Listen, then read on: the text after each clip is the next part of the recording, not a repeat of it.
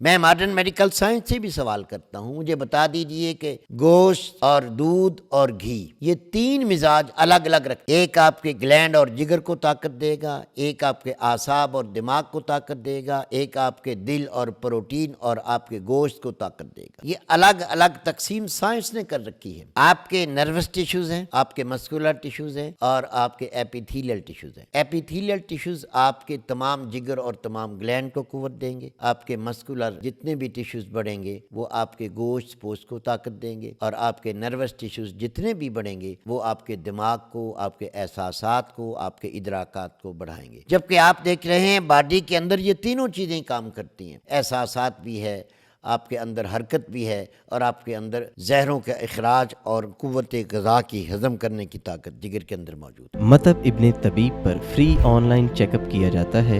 ابھی ہمارے what's app number پر رابطہ کریں اور گھر بیٹھے اپنا مزاج معلوم کریں۔ اپنے مزاج کے مطابق غذائی چارٹ یا دوا کا کورس منگوائیں۔ آئیں فطری اور قدرتی طریقہ علاج کی طرف مطب ابن طبیب کے ساتھ۔